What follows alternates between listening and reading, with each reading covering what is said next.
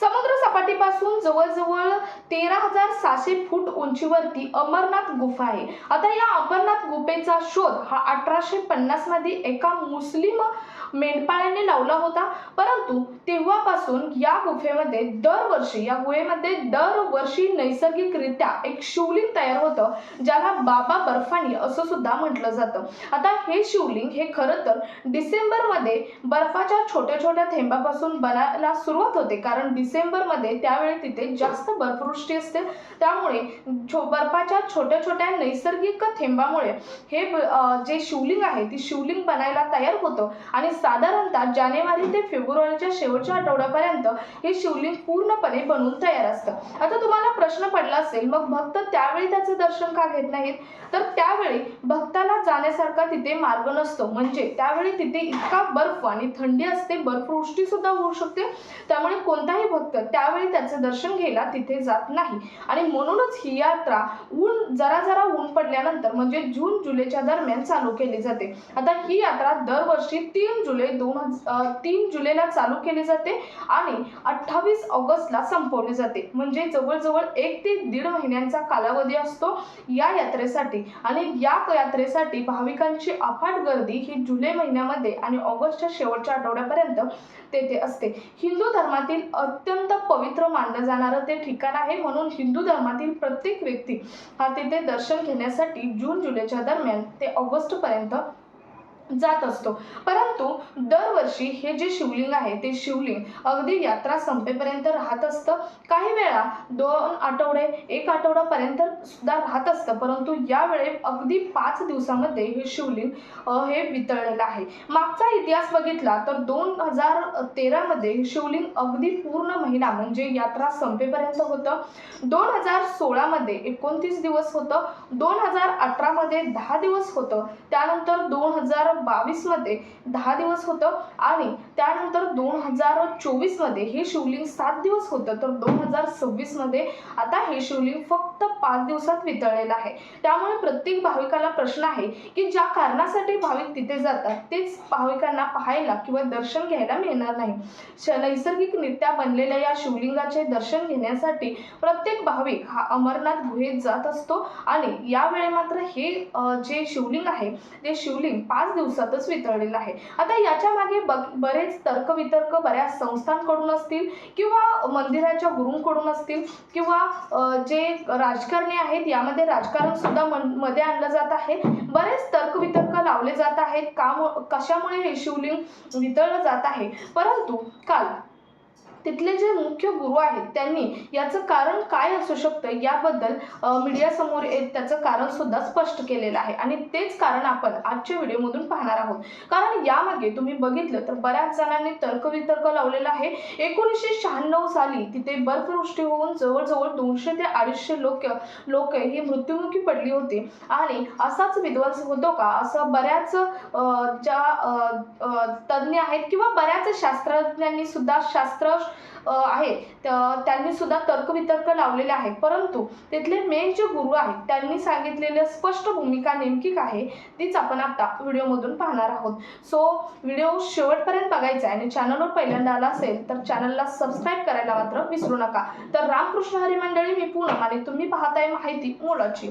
तर बघा, अमरनाथ गुहा ही कुठे आहे? तर अमरनाथ गुहा ही पहलगाम मध्ये आहे। आता पहलगाम तुमच्या सगळ्यांच्या ओळखीचं आहे, मागच्या वर्षी तिथे हल्ला झाला होता। काश्मीरमध्ये पहलगाम आहे, तिथून काही अंतरावरती अमरनाथ गुहा आहे। 1850 मध्ये एका मुस्लिम मेंढपाळाने या गुहेचा शोध लावला आणि तेव्हापासून ही गुहा ही सगळ्यांना माहीत झाली आणि तेव्हापासून तो जो नैसर्गिकरित्या तयार होणारं शिवलिंग आहे त्या शिवलिंगाचं दर्शन घेण्यासाठी प्रत्येक हिंदू भक्ताची तिथे गर्दी होत आहे। आता दरवर्षी हे नैसर्गिकरित्या तयार होणारं जे शिवलिंग आहे ते साधारणतः डिसेंबरमध्ये तयार व्हायला सुरुवात होते, जानेवारीमध्ये ते पूर्ण होतं, जानेवारी फेब्रुवारी लागतो पूर्ण होतं, परंतु यात्रा ही 3 जुलै ते 28 ऑगस्ट पर्यंत यात्रा असते आणि या यात्रेला हजारो भाविक लाखोंच्या संख्येने भाविकांची गर्दी तिथं होते। परंतु जेव्हा 1996 मध्ये अतिवृष्टीमुळे तिथे अनेक जण मृत्युमुखी पडले, त्यानंतर तिथे काही निर्बंध किंवा अटी लावण्यात आल्या आणि त्यातील महत्त्वाची अट म्हणजे दरवर्षी फक्त या यात्रेसाठी 75,000 लोकांनाच दर्शन मिळणार शिवलिंगाचं असं सांगण्यात आलं होतं. परंतु आताचा रिपोर्ट तुम्ही यावर्षीचा तरी बघितला तर दिवसाला लाखोंच्या संख्येने भाविक तिथे जात आहेत आणि याचंच कारण आहे शिवलिंग वितळण्याचं. आता बऱ्याच राजकारण्यांनी वेगळंच तर्क लावलेले आहेत, बरेच जे ॲस्ट्रॉलॉजिस्ट आहेत त्यांनी वेगळे तर्क लावलेले आहेत, परंतु तेथे जिथे ते मेन गुरु आहेत त्यांनी सांगितलेली स्पष्ट भूमिका आहे की इथे निर्बंध लावून सुद्धा बऱ्याच मार्गावरून, तिथे 2 मार्ग आहेत, पहलगामचा आणि दुसरा एक मार्ग आहे, त्या मार्गावरून बरेच भाविक येतात. महिनाभरात 75,000चं लिमिट लावून सुद्धा दिवसाला लाखोंच्या संख्येने तिथे गर्दी होत आहे. आणि आता बघितलं तर माणसांची गर्दी जिथे होते तिथे मग दुकाने आली, आजूबाजूला बऱ्याच बांधकाम आली किंवा राहण्याची सोय असेल ती आली किंवा दुकान आली, पाण्याची बॉटल आली, कचरा आला, खाण्याच्या पिशव्या आल्या, असं बऱ्याच तिथे गर्दी होत आहे. आणि माणसांच्या गर्दीमुळे इतकी उष्णता तिथे तयार झालेली आहे की त्या उष्णतेमुळेच हा बर्फ किंवा हा बाबा बर्फानी, ज्याला शिवलिंग म्हटलं जातं, हे शिवलिंग वितळलेलं आहे असं स्पष्टपणे तिथल्या गुरूंनी सांगितलेलं आहे. आता बरेच राजकारणी वेगवेगळा तर्क लावत आहेत, परंतु हे लिमिट लावा. आणि त्यांनी हेही सांगितलेलं आहे की बरेच जे भाविक आहेत ते भाविक श्रद्धेने नाही तर फिरण्यासाठी, फक्त पिकनिक एन्जॉय करण्यासाठी इथे येत आहेत. तसं करू नका, तर प्रत्येकाने आपलं एका श्रद्धेने इथे या आणि लिमिटमध्ये दरवर्षी दर्शन घ्यावं असं सुद्धा त्यांनी रिक्वेस्ट ही भाविकांना केलेली आहे. कारण इतक्या संख्येने जर तिथे लोक जमले तर त्यांचे जे होणारी उष्णता आहे त्या उष्णतेमुळे साधारणतः हा बर्फ आहे तो बर्फ वितळणारच आणि त्यामुळे वेगवेगळ्या अफवा पसरण्याची काही गरज नाही असं सुद्धा त्यांनी स्पष्टपणे काल सांगितलेलं आहे. त्यामुळे बाबा बर्फानी म्हणजे शिवलिंग वितळण्याच्या मागे दुसरं काहीच कारण असू शकत नाही, तर तिथे होणारी गर्दी आणि या गर्दीमुळे होणारं जो उष्णता आहे या उष्णतेमुळे शिवलिंग वितळलेलं आहे. शिवाय यावर्षी अनलिनोचा प्रभाव हा प्रशांत महासागरामध्ये कमी दाबाचा पट्टा तयार झाल्यामुळे